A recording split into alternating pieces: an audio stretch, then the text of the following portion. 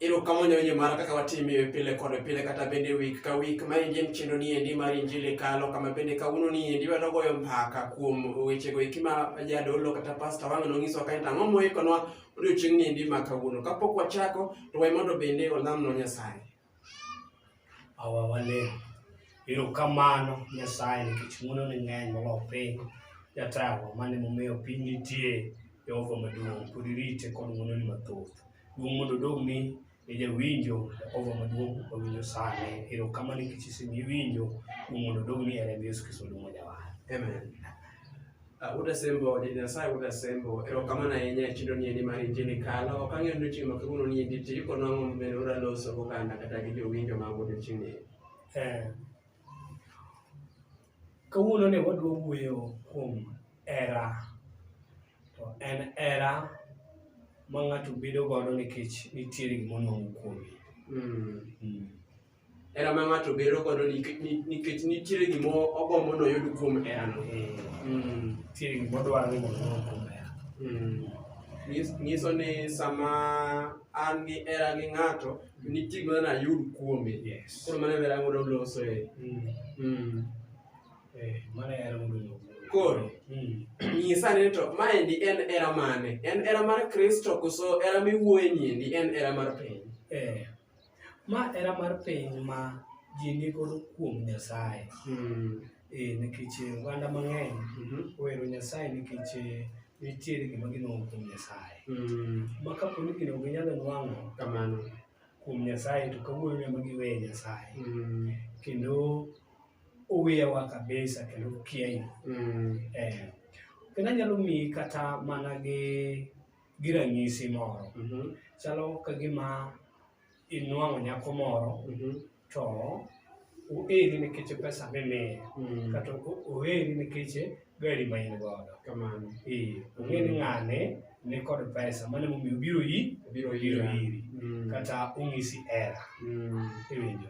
To ka gari no onge, ibiro neno ka koro timore nade? Oa. Koro kata ka pesa manohero mane in godo cha urumo. Ibiro winjo ko ochako bayo ni ang'owa ayan kata wach. Nikech gima nomiyo eri cha koro timore nade? Koro onge. Kata orumo. Kata koro ng'iso ni in ok oheri to gicha motimore nade? Emohero. Gicha emohero. Koro mane kaka era nochalo. Era no endi kelo ranyisi maber mokalo ni samoro ng'ato ero ng'ato nikech gima en godo. Nyiso ni mane era mondo lose sani endi. Koro kele ane wach Kristo. Jago ni matimo era machal kamae nyalo pime gi ng'a. Ng'ama timo era machalo kama endi ji mang'eny osetime. Gimomiyo gidonjo warruok nikech nitiere pek moro mokale modwaro ni mondo Kristo otimre nade? Okonye. To jomoko Nyasaye ok osekonyo moko ma ok okonyogi e chandruogino. Ma gitimore nade? Gia kuom Nyasaye. Gia kuom Nyasaye. Nikech Nyasaye ne ok okonyo ka in e chandruok. Koro nyiso ni chandruogi cha ema ne okelogi. To ok ne gihero Nyasaye. Nyiso ni sama ng'ato ohero Nyasaye to en kanyo mondo obedi. En kanyo mondo obedi kata paka mane mabiro to en kanyo endi. Mana kaka ne wawuoyo waparo ne wago mbaka thuolo mokwongo kuom roho kod roho mar Nyasaye, roho mar dhano gi roho mar Nyasaye. Ne wafwenyo ni roho duto noa kuom ng'awa. Noa kuom Nyasaye. Nyasaye ema nobedo janyuol mar roho. Ka in owuon isefwenyo ni Nyasaye e janyuolni, koro in ang'o ma dipogi kode? Gima Nyasaye miyi osugunre machielo.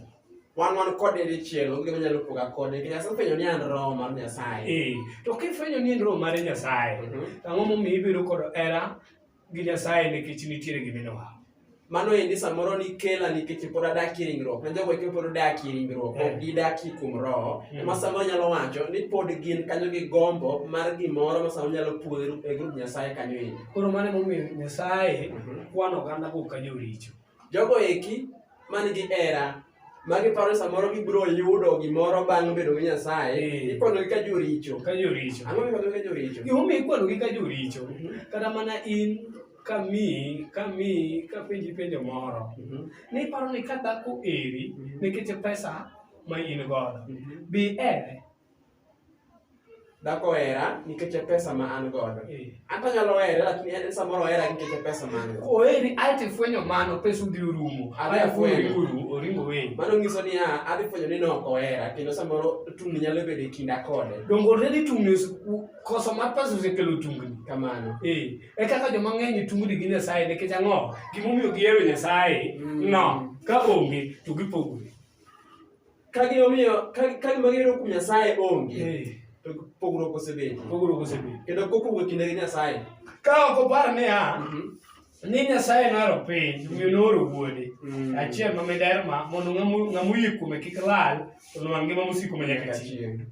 Ndiko no 17 wacho niya, ni Nyasaye ok nooro wuode mondo obi ong'adne piny bura. Noore ni mondo obi ores piny. Nokore mondo obi ong'ad piny, ong'ad bura ne piny. Yes. To nobiro mondo oreswa. Kokalo kuom hera. Iwinjo mana hera godo piny. To ka koro in oheri, to mifwenyo ni jali ohera, to in ok ihero giminwang'o kuome. Nse nitie gima riwi kode, nitie gima chalo kaka olalo. Nitie gima chalo kaka olalo. Ma kolalo ng'adore, to ok anyal dhi loka cha. Kendo osiep orumo. Orumo. Chalo sane, osiep ma in kod osiepni. To osiepne ni kinde mionge pesa, to olal.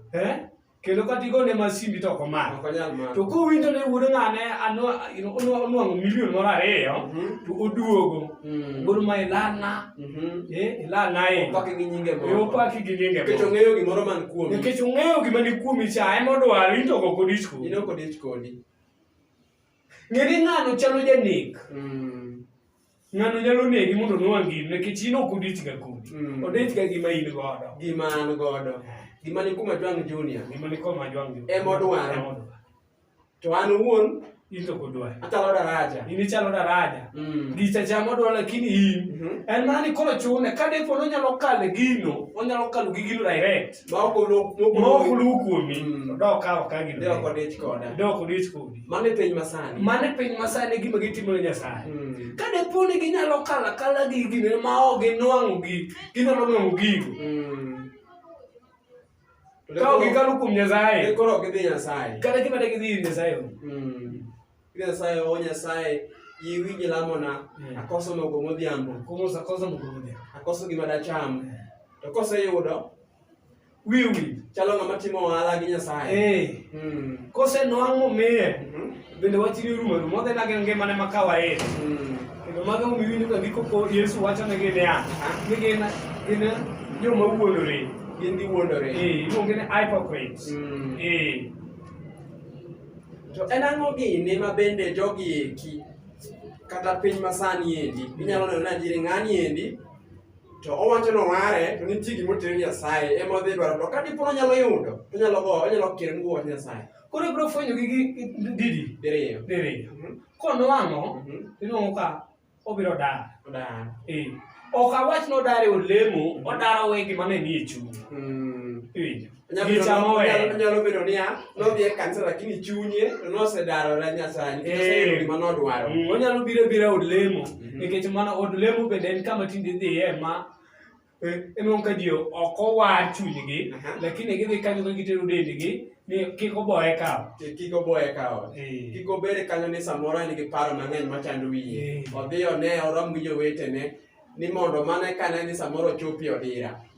To mano en dhi ataro dwaro mar Nyasaye. Mano dhi ataro kodwa nikech ing'e ni Nyasaye dwaro ni bed as a church.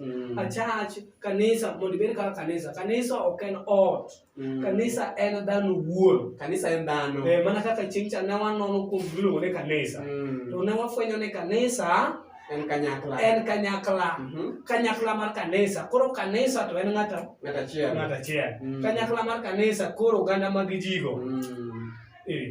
Mano kanyakla mar kanisa.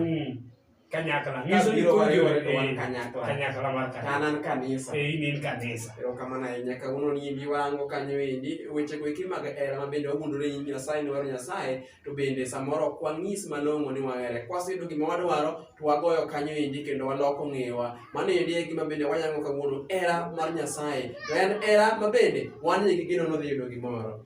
Ng'is jogo eki ma samoro sani winjo dwol ni endi ni gin to pod gin kanyo pod gidwaro gimoro ni gisiki tim sa Nyasaye kata bedo ni giseyudo to gisika sika kanyo kigidar nikech nitie joma timo kamano kosenwang'o to daro dhi wuoye gi jogi iki. An badwa wacho ne ng'ano ni onge gima osenwang'o.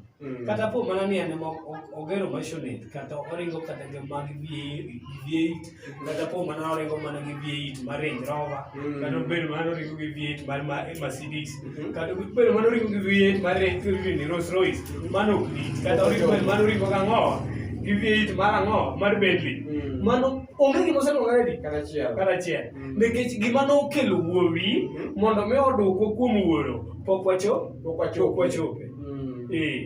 Gimineno ineno chunyi di tingre ni godo no ionge uwara di karachiel nikech mano gir iluongo nang'owa gir piny en gimitimore nade kisungu luongo ni en material iwinjo gin material gin mwandu mar ringruok mwandu mar ringruok gi to ka chieng' moro idago higni 60 kata higni 70 kata 80 kata 70 ta iaye ringruogno ibiro fwenyo ni onge ringruok adi kapo ni ok iluoro Nyasaye. Ka ok aluoro Nyasaye tadak mana higni 160 makalo higa 100 ayudo gimoro amora bwang' piny ka to kadhi kanyo ma atudora gi Nyasaye makare abiro fwenyo ni onge gimoro amora ionge gimoro amora you have nothing. Kata mana Elon Musk sani en sani koro wawacho niya ng'ama omew e piny mangima kokiluwe kia gi Bezos kakiluwe kia gi ng'awo Bill Gates gi namba mweku jogo ng'achache ko chunyi otudore gi Kristo no ng'ano ngima ne onge gima en go mago mag piny mago gik ma yani chieng' mowa waringruoge ne you are a poor man to kariambo to Yesu kara ok dong' nyiso Dema ni Dema nonongore hera kich nonongore ka en poor man ne ng'atno endi ma bende nomewo ahinya piny ka to ka gidonjo e polo to dhi obedo ng'atno endi maonge kata gino endi monyalo keto kata gima onyalo chamo noonge go kuno kata mana kama inyono kama michung'e onge godo ema noonge godo nyiso ni kama nonyalo nwang'o manotiyo ne ka en e bwo pinyni mano nyalo nwang'o ne maher koro nyiso niya mae temo keto ne it oganda ni seche ma watimo timbewa e piny kaendi nitiere yore mwaloso wanyalo loso yore ariyo onyalo bedo mano endi matera ngima onyalo bedo mano endi matera mach koluwore gi weche mag hera kaka wuoth Nyasaye herano endi ang'o minyiso jawinjo sani endi mapok ong'eyo wach mar hera mopondo ni to wayeno tiende sani ni endi en olemo to ohero mana ma en godo ok odwa mang'eny. Ok ing'e ni gima osekelo shida en dindewagi mosekelo shida nikech gisepuonjo hera manitiere giminwang'o ni ere Nyasaye to iki gimokelo ere Nyasaye to iki gimokelo ma ka ng'ato dhi e chonge mokwongo olamo en Nyasaye kaka nego mak bade okonye omede otimre yani omiye gimoro ritode magelamo to magelamo ma osepuok kidwa kod Nyasaye kaka walemo mosekelo nyiego nyaka kindwa mano omiyo ibiro nwang'o ka hera machalo kamano en kod gimiluongo ni akweda ni e kod wich kuot mano hera mar expectation mineno na owuoyo ineno sama ng'ato ohero Nyasaye sama ng'ato ohero Nyasaye ma chunye gi chuny Nyasaye obede achiel to en ng'ano biro dhi nyaka kar tho kech ok ogeng' ngimane mane omiwinjo ka Yesu wacho niya ni to ka ihera to kwedri mokwongo ae ting' msalaba timi nade iluwa an go akwedra mokwongo ada ting' msalaba aluwe godo nyiso niya ok ine valo mar ngima mari to ok ane ka kan gimoro manigi maana sana to ka samoro amora miseneno ga value mari ma in godo nyiso ni pride donjo pride en sunga sunga cha donjo gi nyadhi gi ting'ruok mago gik mabetie mapogi kod Nyasaye nikech aparo bende ndiko moro wacho kanyo ngeche ni kare kata josunga ok none piny ruodh polo mano emomiyo hera ma ng'ato ohero godo Nyasaye nikech nitiere gimodwaro en hera marach nikech ng'ane oko ero Nyasaye to en ng'ama chalo janek. Chalo janek. Janek sino lokora Yesu msalaba. Nyiso no nyalo nek. Nikech oko dich ga kodi. Onyalo nek. Nyalo nega. Mako nyalo nwang'o ni gino ok onyalo nok nini to on onegeni. Mana momiyo ka mon mang'eny moko achiel eigi ibiro nwang'o ka inuang'o kunego chuore nikech chuore nosekelo mwandu to mwandu ema ohero to dichuo ok ohero. Koro ni mwandu odong'ne. Koro ni mwandu odong'ne. Ne kaka onege to okawo ngima jaode oko odong' gi mwandu nikech era mane kinde gi chuore ne ok en era madier. Ne en era maluwo bang' mwandu. Ne en era mosiko kuom pesa. Ne en era mano en gik mineno gi wang'. Mano nyalo nego wadgi mondo odong' gi mwandu man kanyo. Nikech onge gi era kuomie. Onge gi era kuomie. Koro nyiso ni piny bende ok ohero Yesu Kristo. Piny ok nohero Yesu Kristo. Mano momiyo ne giluoro moloyo Yesu. Sama Yesu nomiyo gi chiemo ma gichamo gi yie. To kiny giduogo, japuonj waduogo. Ugalo noluwo nikech olo manyo atimo jorok nikech manyo chiemo. Nyu chiemo maber ma iwuok kuot. Yieng' maber. To koro tiro osechopo ma koro ok on chiemo kendo. To ng'ama dwaro chiemo, biro chamo ring'o madho remba. Kamano. Wan ok watim mano. Nyiso ni koro gidwaro Yesu. Koro kama koro ichamo Yesu dagi ng'ato. To koro gikono mera. Wachni no koko yie. Negi yie kuoma ne gineno gi wang'gi. To ok ringruok mane nyisogi ni mar Yesu mondo gicham mane kelo geno bang'e. Mane kelo geno bang'e. Mano momiyo adwaro nwa ni mondo wasoma ndiko moko kama tin. Joana Injili. Mano Joana Injili gani? Adi. Joana Injili auchiel. Injili auchiel. 26. Auchiel 26. Gi 27. 26 wacho niya. Owacho ni Yesu nodwokogi ni awachonu adier ni udwaro mana nikech makati ma nyoro uchamo muyieng' to ok nikech onni museneno. 27 wacho kik uti ni chiemo makethore to tiuru mana ni chiemo musiko kendo makelo ngima manyaka chieng'. Wuod dhano ema nomiu chiemono nikech en ema Nyasaye Wuoro oseketo kido mare kuome manyiso ni oyie kode. Kamano. Koro nyiso ni jogi ok nyal luwo Yesu. Chon chano nyaka nyigi yie. Koro ji luwo Nyasaye mondo giyieng' kuome. Ji luwo Nyasaye mondo giyieng' kuome. Giyieng' kuome. Kendo ka giseyieng' kiny gichak gidok. Kiny gichak gidok. Mondo chak omedgi. Mana kaka jokano dok ir Yesu chande. Mano tiji, mano timgi. Nyaka jo Israel, Nyasaye baro ng'amne to ka gichopo kaka miluongo ni kamotuo. Miluongo ni wilderness. Gichopo ni wicho wil gi gima Nyasaye otim. Nyasaye oiko nyaka jo Misri, jolweny mag jo Misri. Mane luwogi. Ka gineno kama giwang'. To ka gichopo ma gigaga loka, to gichako go koko ne Musa wadwaro pi wuogi Nyasachino. Koro gikiaye ng'at manyo baru. Mano momiyo Nyasach Musa. Koro ginani Nyasach Musa. Mano momiyo nyaka sani.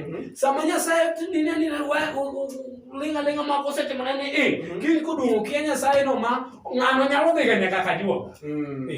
Ok wiye wil nyaka gima Nyasaye otimone. Modhi opim Nyasaye gi gima Nyasaye ochwe. Kamano. Nikech ajuoga dong' Nyasaye ochwe. Kamano. Nyaka gik motiyogo ok mana ma puothi Nyasaye. Kamano. Koro yano mopim Nyasaye gi dhano. Odhi opim Nyasaye gi dhano nikech samoro osekoso era mare mar adier kinde gi Nyasache. Ma bende samoro nomiye gimoro. Karu mulo kota wena niya ochako dogo mani kamachielo. Odhi opim Nyasaye mana gi gino ni mochweyo. Tijno Nyasaye modhi opime. Erokamano nyewinjo bara kaka iwinjono endi watemo nono ka endi tie wechego eki mag era ma bende iwacho ni era go eki ma wan godo mar geno ni gimoro nyalo biro e toke kaka bende jopiny manodak ir Yesu nokwero Yesu to negiyiero mana gik magitimo mane omiyo wakwero kaka mae otimo masani endi mondo warangie weche moko masani timore e piny moloyo to nyaka Misri masani kata bende kuonde lemo masani endi oganda osedhi mana dhi mondo ginwang'ie gimoro mane kama wagoye mbaka. Nitie oganda moko ma gidhi kamoro nikech gineno gimoro katimore kanyo. Gidhi od lemo moro nikech nitie ono mitimo kanyo. Gidhi od lemo moro nikech nochaka ng'ato kanyo.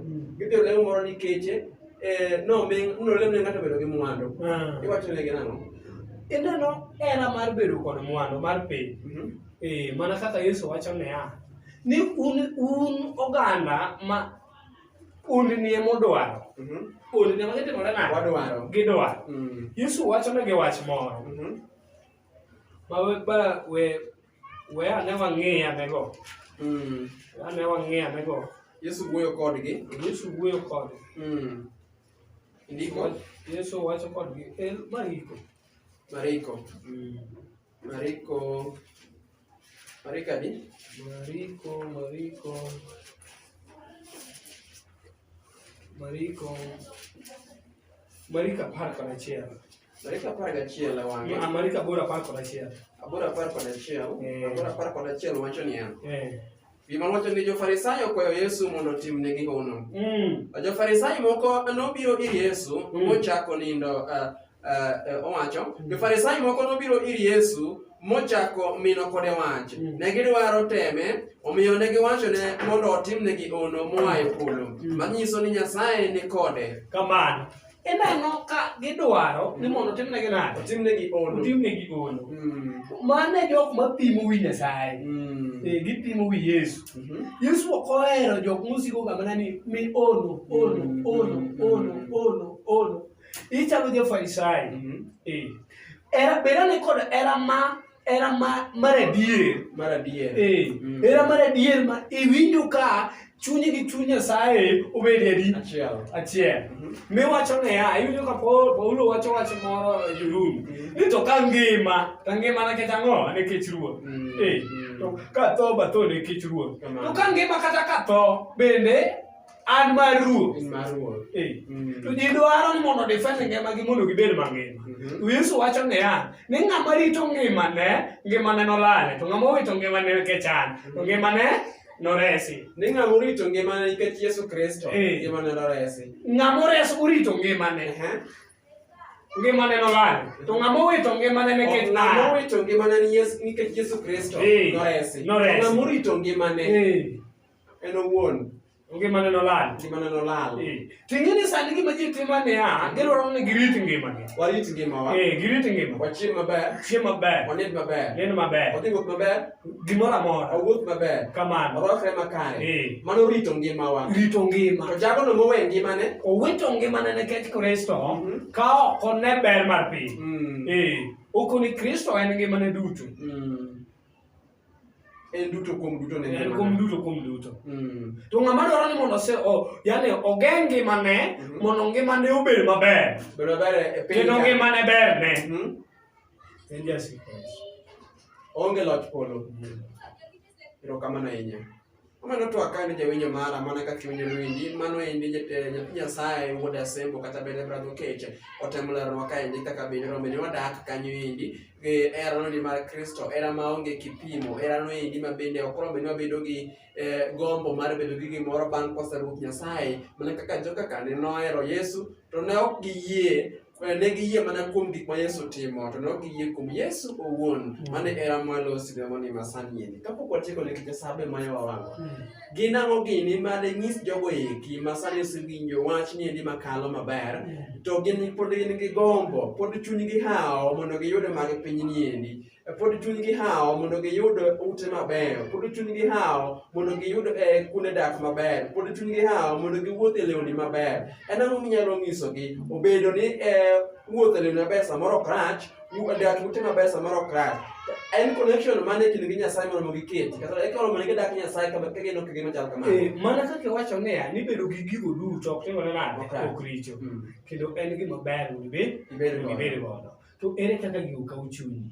Mano e gima duong'. Tigi bede gi loch e chunye. Bere kaka gigo kawo chunyi, pek ma gin gi e chunyi. Nikech gigo ka ni kod pek ahinya, to biro kelo gimiluongo ni sunga, ting'ruok nyadhi, achaya. Iwinjo? Ma koro in ineno ka in ipogori gi jomoko. To para ni apani wach moro, ni gino en mana giring'ruok. Mano momiyo sama ne demo wuon, ne ni e piny. To noneno ka kata mana gik moko ni elgo, ni pe elgo, ne gik ma nokiare go. Nokong'eyo.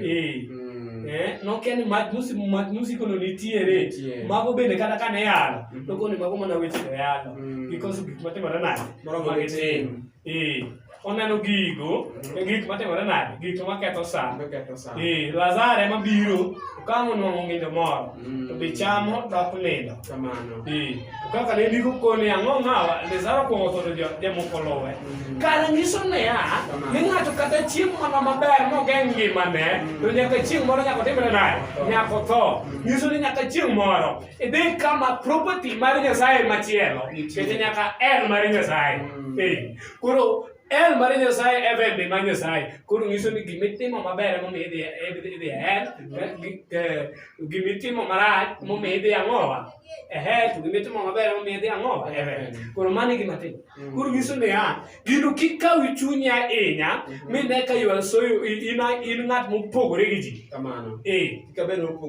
iwinjo ka in ipogori yani nitiere uniqueness moro ma in ineno kuom ng'ayi moro gisunga yani nikech gimoro mineno mar piny mineno manitiere kata iger mana mang'owa seche moko ok nyalo loyo mar Besot seche moko ok nyalo loyo mar Big Gate ok nyalo loyo bende ng'at moro mapogo gedo mapod koka pango koko olo material gedo mbeno bende mana mathis koro obey Nyasaye luore Nyasaye Solomon seche moko omewo moewi noluoro Nyasaye bani Daudi ne ruoth noluoro Nyasaye nikech nofwenyo niya ni gigi duto gin gik matimore nade makalo kelo rumo mano emomiyo niwinjo ka Solomon nowacho wach moro niya ni ber bedo jachan moluoro Nyasaye moloyo bedo jamoko ma yore ne obam ber bedo jachan moluoro Nyasaye moloyo bedo jamoko ma yore ne obam kama ngeche oloso kanyo indi gi weche mag rieko onyisowa ni kare rombo bet jogo eki ma jochan moluoro Nyasaye to bet jogo eki man godo to wach Nyasaye kata yore Nyasaye to bam e kit ngimawa nikech kiny nogore ni matek kiwa waringruogo no piny ogore matek ma ipenjori mana to kara mudho modino ji kucha momiyo ji ok ong'eyo ni kara gimoro nitiere kuma rach ni nitiere gima samoro dino wang'e yo kucho chone modino paro mar obwongo mok nyal ng'e ni kucho samoro nitie ber moro kata nitie rach moro gineno ka Yesu onyiso Rema ne ni kura kata ina materie to gibi yie kodi koro ka ok giwinjo jogo